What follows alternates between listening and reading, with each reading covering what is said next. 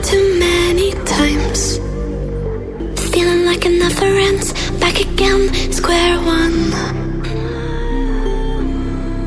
Tried to leave myself behind, looking for a better place, not to stay alone.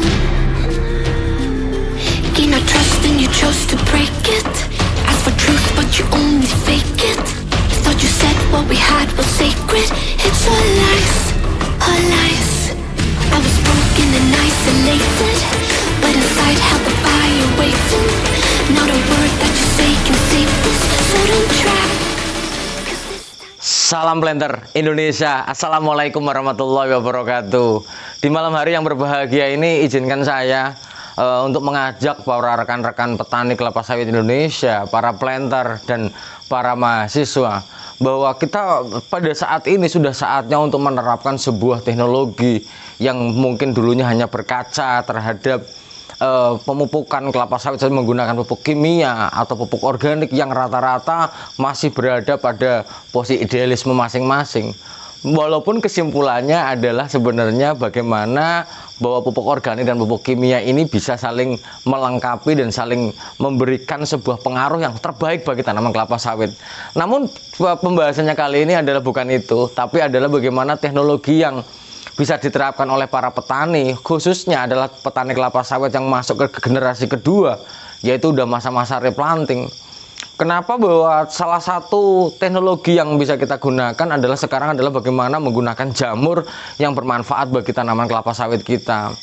Bahwa banyak laporan kepada The Brondol, cerita curhat kepada The Brondol, bicara tentang tanaman kelapa sawit yang menguning, yang berujung pada tumbang, namun pada akhirnya bahwa dia adalah terinfeksi jamur Ganoderma yang akan menyebabkan kerusaknya tanaman kelapa sawit kita tumbang dan dia akan merambat sampai banyak sekali. Namun pada kali ini adalah bagaimana pada malam hari yang berbahagia ingin sekali menerangkan bahwa pentingnya penggunaan jamur mycorrhiza ini. Bahwa jamur mycorrhiza ini sebenarnya sudah saya kenal di zaman saya kuliah, bahwa saya lulus 14 tahun yang lalu. Nggak ada salahnya bahwa terima kasih Mas Sunjana dan Mas Sultan yang memberikan inspirasi bagi saya untuk menjelaskan mycorrhiza ini kepada para petani semua dan para planter dan para mahasiswa. Karena bahwa betapa pentingnya mycorrhiza ini bagi tanaman kelapa sawit. Mengingat masih banyak sekali produktivitas tanaman kelapa sawit kita yang pada daerah yang tandus, daerah yang memiliki fosfor rendah sekali. Maka ini adalah jawabannya. Bahwa saya kenalkan dulu bahwa mycorrhiza ini adalah sebuah jamur atau fungi yang bersimbiotik dengan tumbuhan, khususnya adalah bagian akarnya. Bahwa mycorrhiza ini memiliki hubungan antara jamur dengan akarnya menggunakan simbiosis atau hubungannya adalah bisa mutualisme. Paling banyak adalah mutualisme. Artinya ketika dia bersimbiosis mutualisme adalah bahwa jamur diuntungkan dan akar tanaman kelapa sawit diuntungkan, yang berujung terhadap perbaikan dari tanaman kelapa sawit itu sendiri. Bahwa namun ada beberapa bahwa simbiosisnya adalah parasitisme, namun adalah parasitisme lemah. Bahwa kemudian dulu bicara tentang mycorrhiza adalah masih sangat sekali kita mendapatkan sumber mycorrhiza atau jamur yang bermanfaat bagi tanaman kelapa sawit kita. Zaman dahulu kita harus menggunakan isolat dari laboratorium. Namun pada saat ini bahwa banyak produk-produk yang mengandung mycorrhiza ini sudah dijual bebas di pasaran. Misalnya mereknya adalah Mycovir, bisa Mycogrow, bisa Mycogold, yang sampai bahwa ada produk made in Malaysia juga masuk ke Indonesia yang bisa kita gunakan untuk bisa memberikan sebuah hubungan yang sangat baik bagi tanaman kelapa sawit kita. Kita akan jelaskan ini. Namun pada dasarnya bahwa setelah walaupun kita menggunakan mycorrhiza yang dari bahan campuran dari tadi bahan-bahan atau merek dagang tertentu, misalnya Mycovir atau Mycogrow ataupun Mycogold, namun bahwa masih memerlukan mycorrhiza lokalnya. Hal ini sangat penting, maka perlunya penambahan bahan organik bagi tanaman kelapa sawit kita untuk bisa memberikan kandungan mikroorganisme yang menguntungkan. Lah, terhadap bahwa hubungan simbiosis antara mycorrhiza atau jamur yang menguntungkan ini bagi tumbuhan adalah bahwa mutualisme ini selain memberikan hal yang baik bagi tanaman kelapa sawit, ternyata bahwa mikorizа itu juga butuh akar tanaman untuk melengkapi hidupnya dia. Bagaimana dia bisa melengkapi hidupnya dia, khususnya pada tanaman ini yang disebutkan di beberapa penelitian adalah pinus, pohon pinus. Kemudian bahwa mikorizа dikenal ada dua jenis, dibagi menjadi dua jenis, yaitu adalah ektomikorizа, biasanya menginfeksi pada tanaman tahunan, dan endomikorizа pada tanaman musiman. Nah, pada kali ini ingin saya sampaikan pada teman-teman The Brondol atau sahabat The Brondol bahwa mikorizа ini ada dua jenis. Ada dua jenis ini yang intinya adalah bagaimana mikorizа yang ektomikorizа adalah bagaimana dia akan menginfeksi bagian luar akarnya dengan membentuk sebuah rambut-rambut putih yang disebut adalah jala hartik ini. Dimana bahwa ketika dia menginfeksi daerah yang terluar, maka akar akan cenderung memendek ataupun membengkak. Biasanya jenisnya adalah Basidiomycota, Ascomycota, dan Zygomycota ini. Lah, di bagian yang kedua setelah menginfeksi keluar, ternyata ada juga yang sampai menginfeksi bagian dalam akar, yaitu adalah endomycorrhiza yang bersifat musiman. Sebenarnya mikorizа ini sudah bisa banyak digunakan untuk tanaman-tanaman padi, jagung, bahkan kacang-kacangan. Karena bahwa mikorizа ini yang paling penting adalah sangat membantu perbaikan sistem perakaran tanaman kelapa sawit. Bahwa endomycorrhiza ini ada yang dikenal dengan vesicular aspersular mycorrhiza atau VAM ini, pada awalnya akan menginfeksi bagian luar akar dulu. Dia akan menginfeksi bagian luar akar dulu. Nah, selama-lama maka bahwa hifa atau rambut-rambut akar ini akan mengisi ruang antar sel dengan benang-benang hifanya. Bahwa ketika di ruang antar selnya diisi, maka dia akan menginfeksi masuk ke dalam jaringan perakaran. Yang infeksi ini sangat menguntungkan bagi tanaman kelapa sawit. Kenapa dia sangat menguntungkan bagi tanaman kelapa sawit? Karena bahwa tanaman kelapa sawit yang produktivitas pada lahan-lahan yang tandus, kemudian bahan organiknya rendah, karena memang ketika akar kelapa sawit tidak berkembang atau fosfatnya tidak diberikan ataupun memang kandungan fosfat rendah, maka pertumbuhan cenderung akan kerdil. Lah, ketika kita memberikan mikorizа ini ke dalam sistem pertanaman kita, maka bahwa keuntungan bagi tanaman kelapa sawit adalah memberikan efisiensi penyerapan. Sangat efisien sekali penyerapannya, karena bahwa unsur hara tanaman ini, penyerapan unsur hara tanaman terutama adalah fosfornya dulu, yang kelama-lamanya, yang selalu yang nanti pada kurun waktu tertentu juga akan memberikan efektivitas pada nitrogen, unsur hara mikro, zinc, tembaga, dan Zn. Dan ini sangat termasuk Cu, tembaga, dan seng ini adalah sangat nanti akan memberikan efisiensi penyerapan unsur hara bagi tanaman ini. Lah, pertanyaannya adalah kok bisa memberikan hal yang mengefisienkan penyerapan untuk tanaman kelapa sawit? Nah, kita akan memasuk pada bagaimana sih mekanismenya mikorizа ini memberikan efek yang bagus bagi tanaman kelapa sawit kita. Bahwa mikorizа setelah dia menginfeksi perakaran tanaman kelapa sawit kita, ternyata melalui 3 mekanisme. Yang mekanisme yang pertama adalah memodifikasi kimia. Sekali lagi, ini yang paling sangat yang harus kita perhatikan adalah terjadinya modifikasi kimia.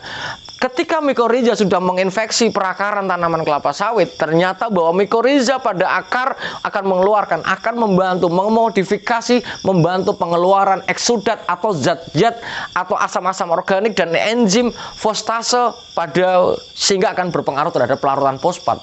Ini yang penting. Ketika tanaman kelapa sawit yang sudah dikasih inokulum mikorizа ini, maka dia akan memberikan sebuah modifikasi pada perakarannya. Sehingga jangan kaget ketika ditambah dengan mikorizа ini, perakaran kelapa sawit gila-gilaan. Akan banyak ini, akan pertumbuhannya sangat-sangat kuat sekali. Hal ini sangat penting ketika tanaman kelapa sawit ditanam di daerah-daerah yang tandus, miskin akan fosfornya dan sedikit asam, dia tahan, mikorizа ini akan sedikit tahan terhadap daerah yang sedikit asam. Dengan adanya modifikasi akar dari mikorizа ini, ternyata akan membantu mengeluarkan asam-asam organik dan akan berpengaruh terhadap pelarutan fosfat. Karena kita tahu sendiri bahwa pelarutan fosfat baik misalnya TSP, triple super fosfat sp36 sendiri sudah diasamkan dihasilkan di pabrik. Ketika kita menggunakan mikoriza ini, maka kita nggak perlu pengasaman pabrik itu. Ternyata asam-asam organik sudah diberikan dengan modifikasi pemberian mikoriza ini. Sehingga mikoriza ini sangat mengaktifkan pemberian fosfat, sehingga begitu dirangsang fosfatnya, perakaran kelapa sawit gila-gilaan pertumbuhannya. Dan ini sangat penting bagi kita di daerah-daerah yang tandus. Misalnya kedua adalah memperpendek jarak difusi fosfor. Kemarin kita bahas bagaimana sistem penyerapan fosfor, salah satunya adalah difusi. Ternyata hifa ataupun rambut-rambut dari jamur ini akan sebagai alat penyerap dan translokasi fosfor. Ini yang luar biasa. Karena rambut-rambut itu adalah tempat sebagai bahan penyerap, mendekatkan difusinya. Karena bahwa dia akan menjadi alat penyerap dan akan menjadi alat translokasi fosfor.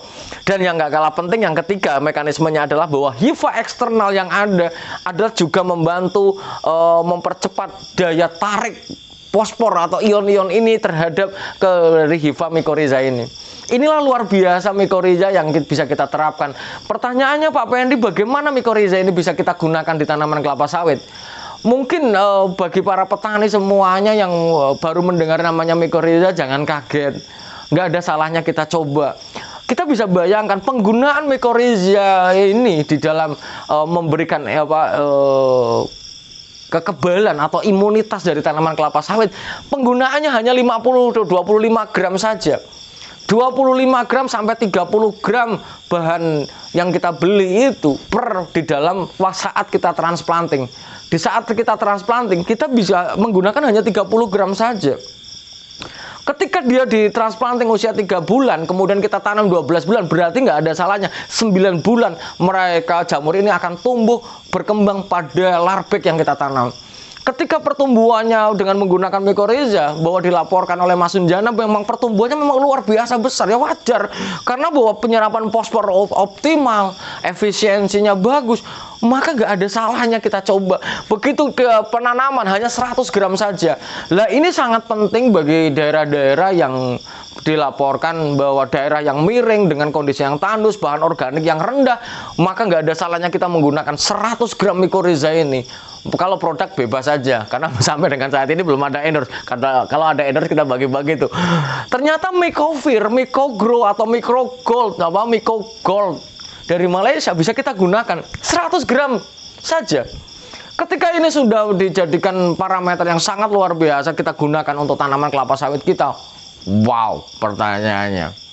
Maka nggak ada salahnya kita gunakan ini. Dan paling penting ini, ketika pada lahan-lahan transplanting, bagi Anda semua, mas-mas semua ataupun para planter semua yang memiliki memiliki pembibitan kelapa sawit, ketika kita menggunakan 25 gram, maka kita bisa berbranding. Kita bisa memberikan sebuah gambaran kepada masyarakat yang mau terreplanting, maka bisa menggunakan ini, bahwa bibit ini sudah dikasih imunitas menggunakan mikoriza. Kenapa mikoriza ini sangat penting? Ketika dia misalnya ini akarnya sudah ada pelindungnya dari mikoriza ini, ternyata bahwa beberapa jurnal penelitian menyatakan ketika akar kelapa sawit sudah ada infeksi dari jamur adanya mikoriza ini, maka bahwa akar tanaman kelapa sawit kita adalah kebal terhadap serangan Ganoderma. Ingat itu. Kebal, maka 2 kali diberikan imunitas di pembibitan dengan 25 gram dan 100 gram di saat kita penanaman. Di saat lubang tanam kita tambah 100 gram. Ketika infeksinya luar biasa, vesikular abskural mikoriza ini bisa kita diberikan pada tanaman kelapa sawit. Pertanyaannya kenapa enggak?